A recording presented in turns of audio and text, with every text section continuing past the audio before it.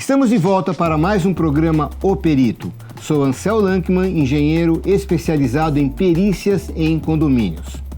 O nosso programa de hoje vai tratar de recuperação estrutural e, mais uma vez, prazerosamente, temos a visita do engenheiro Maurício Martins. Maurício, novamente obrigado pela visita. O assunto hoje é bastante interessante porque é uma continuação dos programas passados, onde a gente levantou problemas de patologias e hoje vamos indicar solução, cura, enfim, como se resolvem os problemas. Muito obrigado pela oportunidade, pelo convite, Ansel. É um prazer estar aqui com vocês.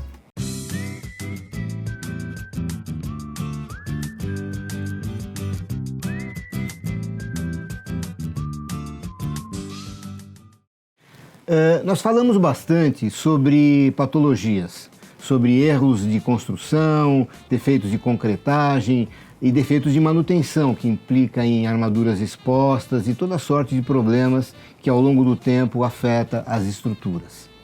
Bom, nós temos que reparar esse problema. E aí entra a tal da recuperação estrutural. E o exemplo mais característico de uma recuperação estrutural desastrada que ocorreu recentemente foi o caso do desabamento de Fortaleza. Nos fale um pouquinho a respeito disso. Bom, Ansel, bem colocado por ti.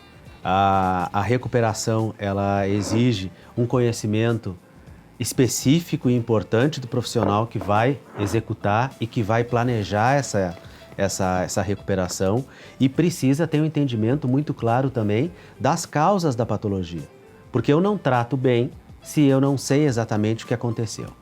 Então, no caso de Fortaleza, eu gostaria de começar explicando um pouco o motivo original daquele desplacamento tão grande e daquelas fissuras que a gente viu nos pilares, como a gente pode ver na figura, antes até da recuperação estrutural.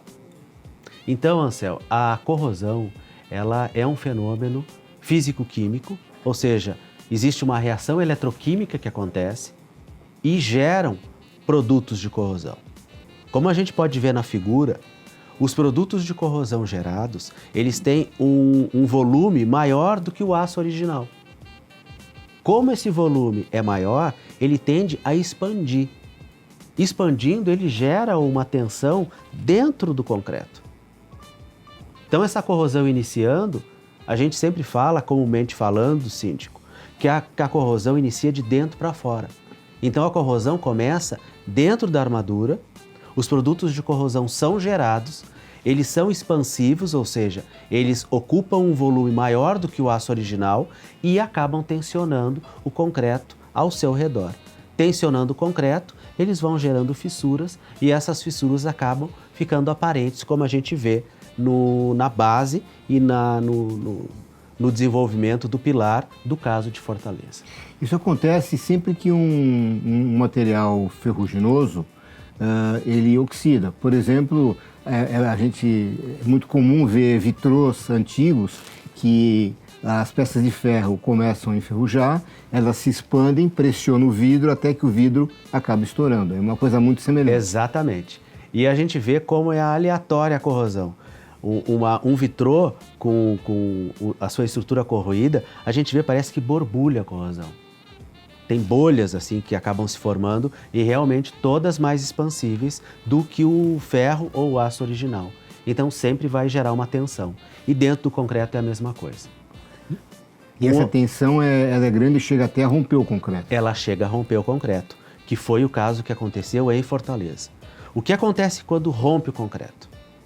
Aí tu abre para todos os agentes agressivos, para tu ter um ingresso de oxigênio, tu ter um ingresso de água, que vai fazer com que aquela corrosão se acelere mais do que ela ficando só interna. Na verdade, ela se autoalimenta. Ela se autoalimenta. E é importante também colocar, Ansel, que no caso de Fortaleza, o pilar, ele não era um pilar exposto. Ele era um pilar de uma garagem, ou seja, interno. Ele não estava sujeito a intempéries como vento, chuvas e meio tão agressivo. Mas mesmo ali ocorreu o quê? Uma corrosão generalizada, uma despassivação total da armadura, como a gente comentou no programa anterior, e fazendo com que a corrosão iniciasse. A corrosão teve combustível para continuar, por quê? Exatamente pelo que tu colocaste. Fissurou e acabou permitindo a entrada dos agentes agressivos aí de água, de oxigênio, para manter a corrosão ativa. Bom, então nós falamos então do como o processo se instalou nos pilares daquele edifício. Aí o síndico, até então a síndica que acabou falecendo no acidente, ela acertadamente tratou de resolver aquele problema e de proceder a uma recuperação estrutural. Sim. Se ela fez as escolhas dela bem ou mal feitas, é uma outra história. Mas agora, falando exatamente sobre os procedimentos, eu tenho um pilar dentro desse escopo, que está oxidando, que está rompido, eu preciso recompor aquela peça. Como é que é feito? Bom, se é um pilar principal, como é o caso do edifício de Fortaleza, até para tu fazer a investigação do real estado, a gente chama comumente, né, Anselmo, descascar um pouco aquele pilar, para a gente conseguir verificar o estado do concreto e o estado da armadura, já precisaria de um projeto de escoramento. Um escoramento mais simples, mas necessitaria. Escorando aquele pilar, ou seja, garantindo que não tem risco à estrutura, a gente vai fazer uma investigação. Vai avaliar a profundidade de carbonatação, que é muito simples a avaliação. Isso, empresa especializada vai fazer com fenolftaleína, a gente vê qual é o pH daquele concreto. A gente checa a perda de seção da armadura. Tendo o projeto, Anselmo, a gente consegue verificar qual era a bitola do que foi utilizada naquele pilar e compara com a dimensão real depois da corrosão. Vamos traduzindo um pouquinho para o nosso amigo síndico que não é habituado com as coisas de engenharia. Sim. Você falou em perda de seção. Isso. Perda de seção é o desgaste do ferro, ele acaba ficando mais fininho do que ele era naturalmente. Exatamente. Ele pode perder a seção, ele dá uma como é que a gente chama? Dá uma cinturada. Ele pode perder a seção em algum local. Então, a gente precisa limpar essa barra e verificar o diâmetro real dela. Digamos que a barra era um meia, 12,5 milímetros. Fazendo a medição real, a espessura pode ter diminuído para 10 milímetros. E aí isso precisa ser checado, Anselmo, com um profissional habilitado. Tem risco à segurança? Tem. Precisa trocar a barra toda. Não tem risco à segurança? Bom, então a gente parte para uma recuperação do concreto de cobrimento. Aquele concreto que foi desplacado e que nós acabamos descascando para avaliar a situação interna. A norma fala sobre área de exposição daquela ferragem. Então ela fala que se até determinada porcentagem, X%, eu não sei de cabeça, né, uma simples proteção daquele ferro suficiente, uma pintura, etc, etc. Né? Acima disso seria necessária a troca da barra, seria cortar e soldar uma outra barra. Esse é o único parâmetro que me leva a trocar uma barra ou pode ter outros problemas que conduzem ao mesmo tipo de necessidade? Boa pergunta. Precisa ser feita uma averiguação detalhada da estrutura como foi desenhada. É um prédio que eu não sei exatamente a idade, mas não é um prédio tão novo. Então ele pode ter sido feito com uma norma antiga. Normalmente, Anselmo, é o que tu comentaste. Quando a gente projeta uma estrutura, a gente já minimiza a resistência do aço em 15%. Teoricamente... O que quer dizer minimiza em 15%? A gente reduz a resistência do material no cálculo. Digamos que o material resista a 500 MPa ou 500 kg força. Eu, no cálculo, considero que ele resiste a 450 kg força. Então, eu já tenho uma folga aí. Essas folgas que são averiguadas com a perda de seção. Em média, em torno de 10% de redução de seção, ainda não precisaria trocar a armadura. Mas o que acontece, né, Anselmo? Precisa de um profissional habilitado, porque como a corrosão ela suja o concreto, muitas vezes tu acha até que a perda de seção foi grande. Mas depois que tu limpa a barra, tu vê que a perda de seção foi menor. Então, esse é um ponto importante. Uma outra questão que mesmo a barra principal do pilar, aquela longitudinal, estando ok, muitas vezes acontece e a gente vê do estribo, que é aquele ferro quadrado com ganchinho que amarra as 4 barras, ele rompe. Então, normalmente o estribo precisa ser recomposto. E além disso aí, a gente precisa verificar a condição do concreto. O concreto também pode ter sofrido uma deterioração. Se o concreto sofreu deterioração, muitas vezes a gente vai ter que descascar ele mais e vai ter que recompor uma seção maior do pilar. E nesse caso, Anselmo, aí é um ponto-chave. Precisa de um projeto muito bem feito, com uma empresa muito idônea, para estar fazendo todo o escoramento correto e por partes, né, Anselmo?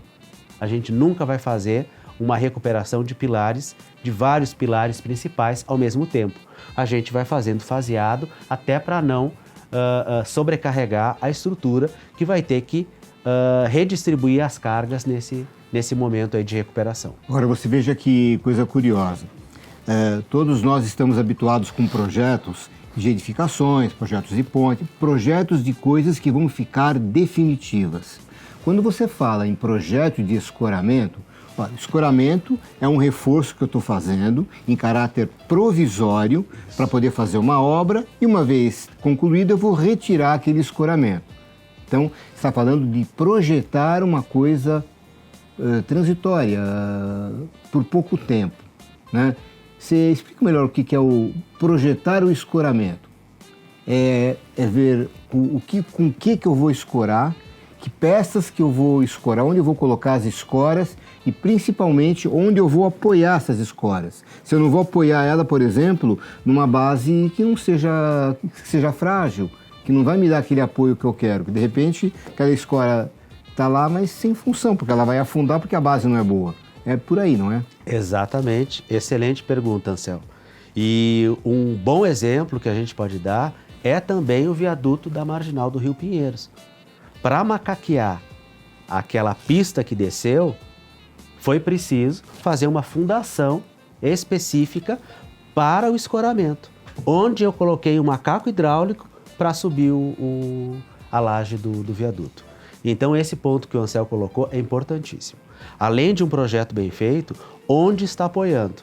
Muitas vezes tu tem um contrapiso armado, muitas vezes tu tem vigas embaixo, né, Anselmo? Se for, por exemplo, um pavimento térreo que tenha subsolo, tu pode ter alguma estrutura de concreto armado que tu possa estar apoiando. Casos que não seja possível apoiar diretamente na estrutura, ainda se pode redistribuir, né, Anselmo? Fazer como se fosse um esquema de grelha, ou seja, em vários pontos a gente acaba distribuindo a carga, ou em casos críticos, um pilar com muito carregamento, talvez seja necessário fazer uma fundação específica.